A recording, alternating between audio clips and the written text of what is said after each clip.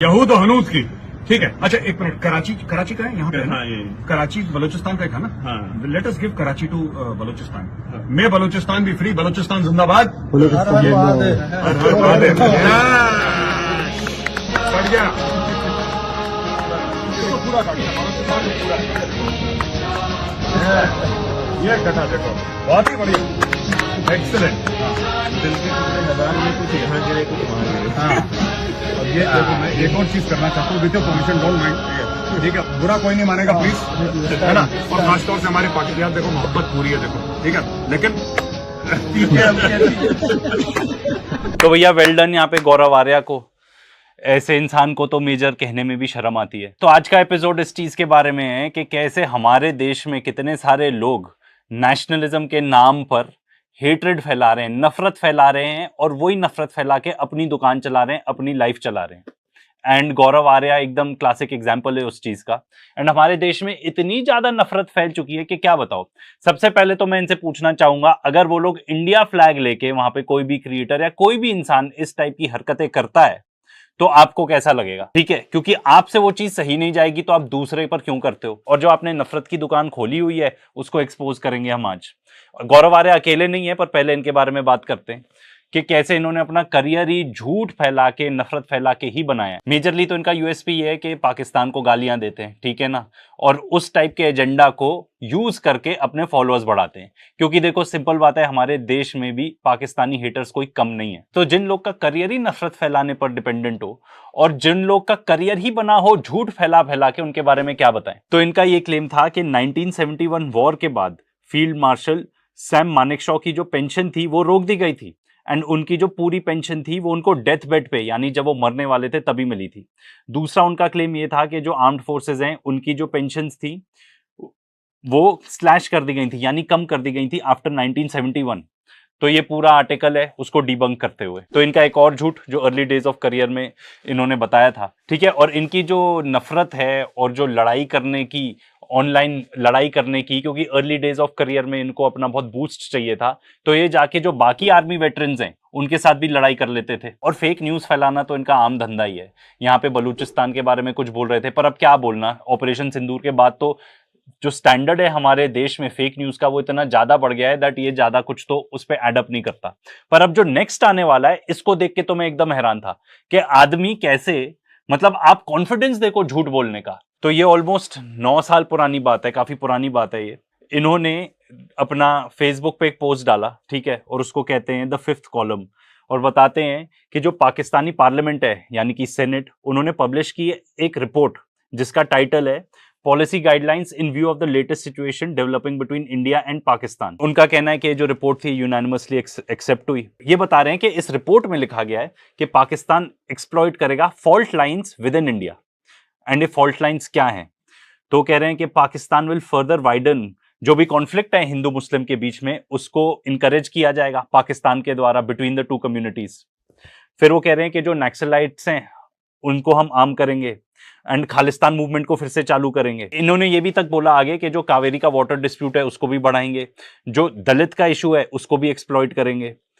And aim क्या रहेगा? To create mass disruption in India. Basically आप ऑलमोस्ट मान के चलो रेजिम चेंज टाइप कुछ ऑपरेशन पाकिस्तान करेगा इंडिया के अंदर, ठीक है। तो ये बता रहे हैं कि इस रिपोर्ट में, मतलब पाकिस्तान सेनेट की जो रिपोर्ट है उसमें ये सब लिखा हुआ है, और इन्होंने ये सारी चीजें जाके व्हाट्सएप पे भी सर्कुलेट करी, ठीक है।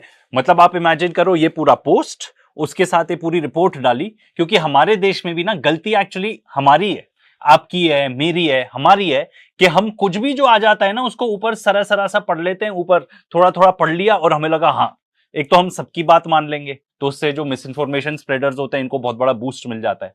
और दूसरी बात ये कि हमारे अंदर भी इतनी हेट्रेड है कि हमको ये सब चीजें एक्सेप्ट करना ना बड़ा आसान हो जाता है।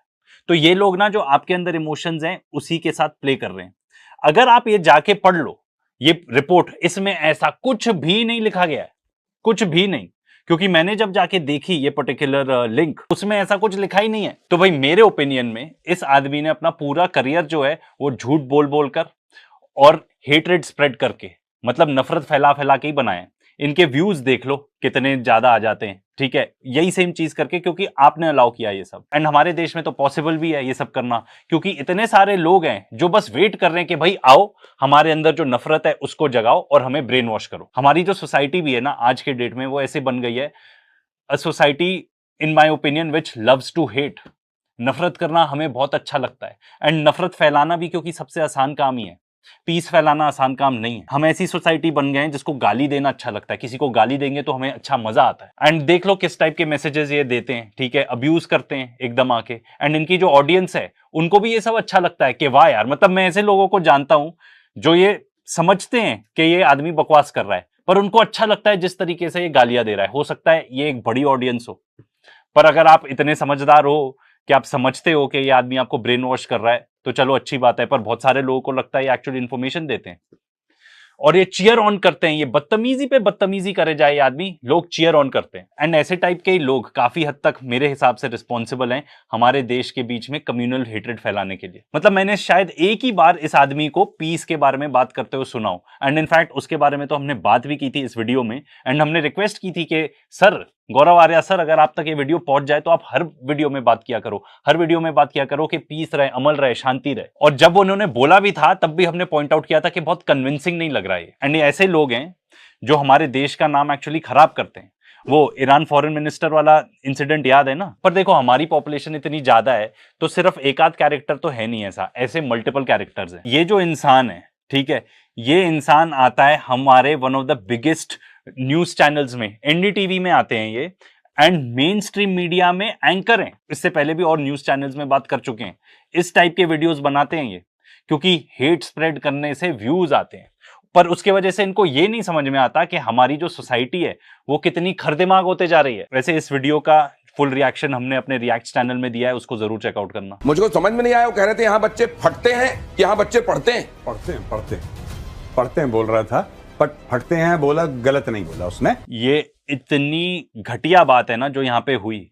मतलब मैंने कुछ क्लिप्स देखे हुए हैं हिब्रू में जो बात करते हैं ना इजरायलीज अपने चैनल पे, उसमें और इसमें ज्यादा फर्क ही नहीं नजर आ रहा। एंड पूरी दुनिया नफरत करती है इजराइल से उस चीजों के लिए जो वो करते हैं। एंड हमारे यहाँ पे भी बच्चों के मरने की बात हो रही है, मतलब बम फट रहा है, बच्चे मर रहे हैं और उसका मजाक उड़ाया जा रहा है। ये नेशनल टीवी पे है हमारे, ठीक है। और दो गेस्ट कौन है उस पे भी कोई सरप्राइज तो होने की बात नहीं है। एक तो ये गौरव आर्या ही है और जो दूसरे हैं वो है retired air vice marshal of the Indian air force. कितनी बड़ी पोजीशन होती है ये, और आके आप इस टाइप की बात करते हो नेशनल टेलीविजन पर। मतलब मुझे नहीं लगता कोई भी हमें सीरियसली लेता होगा। हमारे न्यूज को तो कोई वैसे भी सीरियसली नहीं लेता, पर अब ये सब टाइप की चीजें देखते होंगे नेशनल टीवी पे, लोग ये सोचते होंगे कि जैसे इजराइल में जेनोसाइड नॉर्मलाइज्ड है ना, उनको अच्छा लगता है जेनोसाइड। हो सकता है लोग ये सोचते हो कि मे बी इंडिया में ही ऐसा ही है, क्योंकि इस टाइप की चीजें आपको पता है इजराइल में दिखाई देंगी। नेशनल टीवी पे ऐसे मजाक हो रहा है बच्चों के मरने के बारे में, जो कि एक जेनोसाइडल स्टेट है। तो हम क्या उसी टाइप की हरकतें कर रहे हैं जैसे इजराइल कर रहा है? एक बार नेवी बीच में आके कराची पोर्ट पे आग लगा दे, मजा आ जाएगा। एक बार नेवी वाले आप भी जरा अपना इसमें हिस्सा डालो। ये वाला वीडियो तो इतना ज्यादा क्या बोलते हैं वायरल हो चुका है, क्योंकि ये इंसान जो है नाच नाच के बता रहा है भाई कराची में क्या है। कराची में लोग हैं ना, कुछ लोग हैं जो अपनी लाइफ जीना चाहते हैं, एंड आप उन लोग को मारना चाहते हो, मार के ऑर्डिनरी सिविलियंस को, ठीक है, खुशी मनाना चाहते हो, नाच रहे हो। मतलब आप क्या बताना चाह रहे हो ये कि इंडिया में डेथ एंड डिस्ट्रक्शन को सेलिब्रेट किया जाता है? ऑर्डिनरी लोग, सिविलियंस जो भी कराची में रहते होंगे, उनके मरने पर आप जश्न मना रहे हैं, ठीक है, नाच नाच के बता रहे हैं। इसका मतलब हमारी सोसाइटी ना एकदम खड्डे में गिर चुकी है, खड्डे में। एंड ये जो जिंगोइज्म है ना इस टाइप का, ये सिर्फ टीवी स्क्रीन तक रिस्ट्रिक्टेड नहीं है। मैं आपको चैलेंज करके बताता हूं, आप खुद ही बताओ आपके घरों में जब पहलगाम हुआ था, किस किस के घरों में लोगों ने बोला था, ऑर्डिनरी सिटीजन्स हमारे जैसे, आपके जैसे, मेरे, अरे फोड़ के सबको खत्म कर देना चाहिए। ऐसी चीजें इतनी आम बन गई हैं हमारे देश में कि क्या बोलो। एंड ऐसी टाइप की चीजें सैडली आपको गाजा के बारे में भी सुनने को मिलती है हमारे देश में। अरे मुसलमान मर रहे हैं, तुम्हें क्या फर्क पड़ता है? कोई रिगार्ड ही नहीं रह गया ह्यूमैनिटी का या ह्यूमन लाइफ का हमारे देश में व्हाटसोएवर। ये जो जिंग्विस्टिक क्लाउन्स है ना जो टीवी पे आते हैं, ये इन्हीं की देन है कि हमारी सोसाइटी इतने खड्डे में गिर चुकी है। मतलब एज एन इंडियन मैं तो बहुत ही अशेम्ड फील करता हूं, मुझे बहुत ही शर्म आ जाती है देख के कि हमारे देश में ऐसी हालत है। एंड ये सिर्फ मीडिया तक ही सीमित नहीं है, ये हमारे सोसाइटी में भी देखने को मिलता है, एंड ये हमारी सड़कों पे भी देखने को मिलता है। वायलेंस कितनी ज्यादा बढ़ गई है सड़कों पर, इमेजिन नहीं कर सकते हो। मुझे लगता है हम हमारे देश में ना अपने आप से ही झूठ बोल के खुश होते रहते हैं